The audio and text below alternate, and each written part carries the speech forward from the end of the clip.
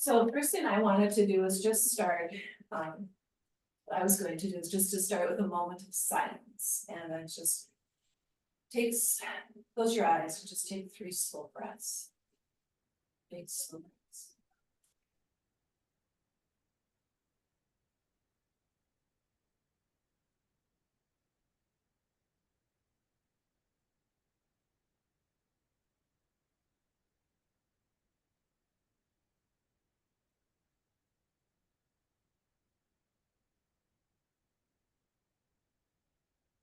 So, topic today that we're going to talk about is praying haiku.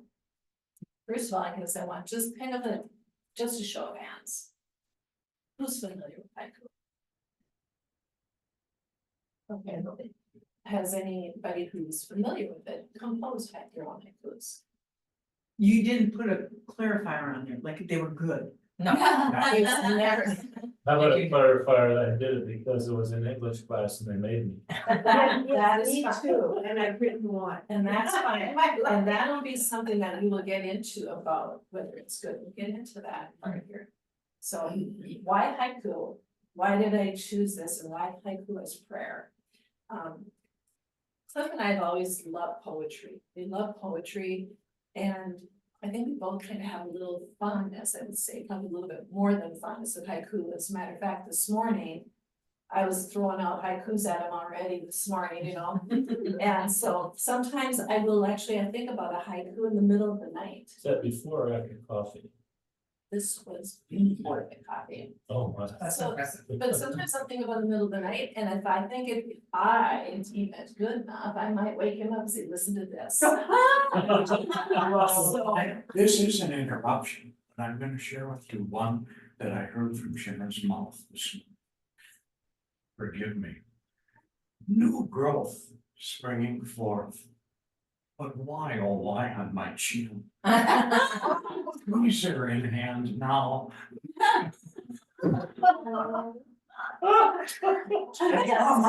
that a prayer of lament? Prayer of lament. that was a prayer of lament, yes, that was. So, we've already planned on doing this, PrayerLab session on praying haiku. And when we were out in Maine over the Christmas holiday to see our son, and he decided we were at a bookstore and he wanted to give us a gift.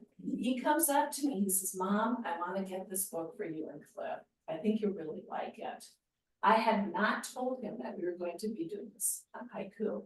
This is the book he hands me. 3 simple lines, a writer's pilgrimage into the heart and homeland of haiku. Wow. I said, okay, this is a spirit-led gift, So with that, Cliff, I wanted you to share if you would. And I know I've shared this, I believe, with you guys before, but I do feel it's applicable, the Mary Oliver Sure Home. Here we go. Everyone's favorite. And before he reads this, I want to say is that this is praying as haiku, imagine it as that. Titled simply Praying. It doesn't have to be the blue iris. It could be weeds in a vacant lot or a few small stones. Just pay attention, then patch a few words together, and don't try to make them elaborate. This isn't a contest, but a doorway into thanks and a silence in which another voice may speak. So haiku, the history of it goes back 17th to 17th century in Japan. There's 4, just a little bit of history for you, 4 great writers, and I'll try to say their names correctly here. Bisun, Basho, Isa, and Shiki.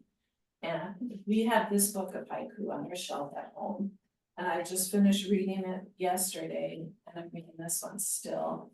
But I had to say Isa is one of my favorite because he has a bit of humor in his haiku, I kind of like that. Haiku itself, when it's translated from Japanese, means light verse. Not meaning like dark and light, meaning light. It's not heavy, it's just simple and light. we'll share a few readings with you guys, and I do want to reiterate, we are not haiku experts by any means, you know. I think just in this crowd you are. Okay, maybe so, that might be true, but we do love haiku. So this is a book then, the 3 Simple Lines, author is Natalie Goldberg. And she is sitting with a friend of hers, and I just like this little bit here. She said, in Santa Fe, I recited Bison's haiku to a friend. Ah, grief and sadness, the fishing line trembles in the autumn breeze. She acknowledged how beautiful it was, and then she said, I don't believe it's Bison's. You wrote it. I laughed, of course, I hadn't, but I understood. When someone carries something for so long, it becomes theirs. You carry him forward. Really, this is how we learn to write. We fall in love with an author and we realize we are what we love. No separation. I read that, and the first thing that came to my mind as far as praying with haiku, isn't that how our relationship is with Christ? There's no separation. When we become him. Another section that I wanted to share with you that she wrote, and I do want to say is that this author was instructed, one of her instructors was the poet Allen Ginsberg. Any of you familiar with Allen Ginsberg? He's not probably Cliff and I, our favorite He's an economist. poet. He's kind of but anyway, so Ginsberg believed for years, and this is one of the things that Ginsberg had told her in class about haiku, is that the little sensation of space, nothing less than God, speaking of haiku, is the only true haiku test. And she questions, but what if God exists quietly, with sensation, without sensation, or without space? What if God takes many different forms? Trying too hard can kill the soul of what's being written. A haiku is bigger than one thing. I tell myself, don't try to contain it. Yet, there is structure, 3 short lines. Some people argue that haiku written in English should cleave to the 5, 7, 5 syllables. Some say it should always refer to a season. Structure is good, important, but in this moment, the author says, nah. So this is what she wrote in her moment of pain. Don't imitate me, it's as boring as 2 halves of a melon.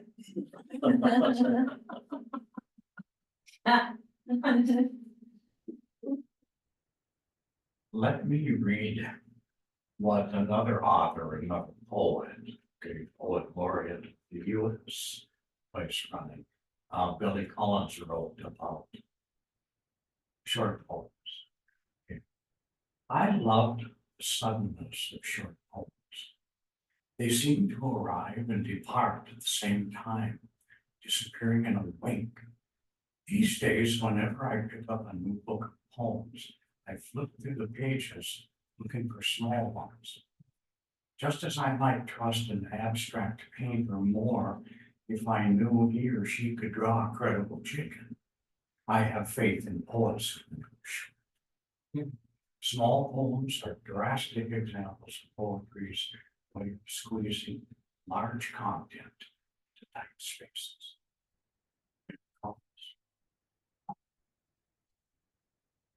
So I was looking at this idea of having haiku for PrayerLab. First, you know, who doesn't do Google search, right? Okay, so I find pray a little poetry. And this was an article in the Guidepost by an author, it was a person who wrote this was a hostler. And he says, strictly speaking, there's more to haiku than 575, such as a reference to nature in general and seasons in particular. Brevity and simplicity of the form is what helps me in prayer. Praying in haiku helps me to simplify my thoughts, focus on my feelings. It places me in the present moment. It helps me, quote unquote, sing a new song, so to speak, in prayer. So, kind of the characteristics we've already talked about here. For punctuation is one thing. Punctuation is not required. Okay. It's avoided by many haiku poets. Shows an incomplete sentence, and what it shows is that there's more to the story. It doesn't end right there, there's more to it, which I just love that. It's often unrhymed, which I also like, that you don't have the pressure trying to think of what's gonna rhyme with that other word, you know, you don't have that. 3 simple lines, the 5-7-5 is not required. So 5-7-5 is a Western thing, okay, and this is the 5-7 syllables, 5 syllables, 7 syllables, 5. So often, like when you read, like in this book here, it doesn't always follow that rule. This is a bookmark Japanese book. So those are some of the characteristics. May I please, Yes, is that because it's translated? in part. Okay. In part, not always, but in part, it's very difficult to do the translations. Matter of fact, she says in here, often when they do the translations, you're not gonna have the, and all those things in between, all those superfluous things.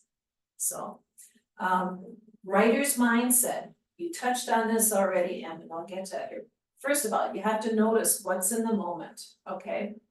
What's in the moment? Get pure awareness of the experience or feeling. You need to still your mind, open your heart, ignore your critic voice.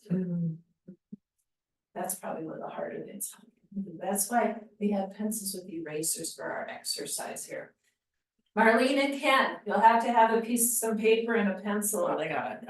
Okay, and keep creating. You know, don't give up on it, just kind of keep doing it, like I said, all the time practically. So, we'll give you a couple examples, I guess, here of what we've done here. I think what we're gonna kind of try to focus down is 2 subjects of nature and faith. I wrote this one here, more on nature, mine is nature-based, because I'm from the North Shore. I wrote this, tumbled on bottom, cold waters washed up on shore, smooth in hand, tossed back. And Cliff wrote this, Here's another one, a little more bent toward faith, relating to Pentecost. relating to Pentecost. Tongues of all peoples, blazing messages of hope, one understanding. This haiku is really compelling. It really is. So, Yeah, go ahead and see this picture. well, how is it compatible? It can fully occupy the mind, just as Sharon threw one at me, and she got out of bed this morning. It can be done anywhere, anytime, ceaselessly. It's on my prayer. It can be so readily shared, its range is really unlimited, although it has classic focus on nature. Right? And and it can compel your thought. You can spend all day thinking of something, okay? And just as in prayer, it's a headspace that fills your head. So what we're gonna do is, I think there's some notebooks, everybody can grab one of these notebooks here. Take one of those, your pencil. And we do have just some ideas that we can kind of share with us looking at them. Now you can tilt that over here.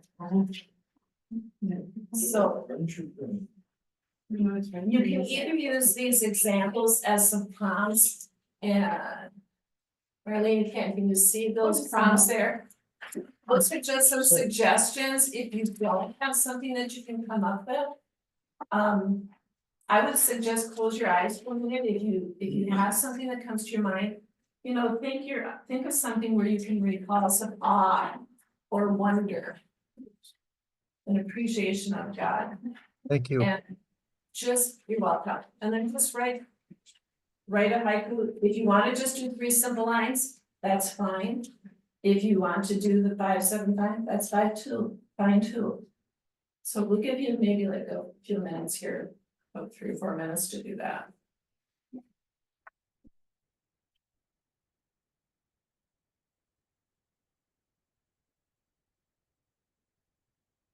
I'm just stopping, I see pencils still going out of here, but do we over our time, so. Cliff, would you share? I'll share these two over here, Oh, okay. just as a closing prayer. Come, Holy Spirit, together we are made new with your grace and fire. Grace and fire. You wrote that? Yeah. Or something like that. I'll just close this. Not that. You know. Okay, so we're still reading this as the closing prayer. Disciples gathered, more than just 12, we also one body in Christ.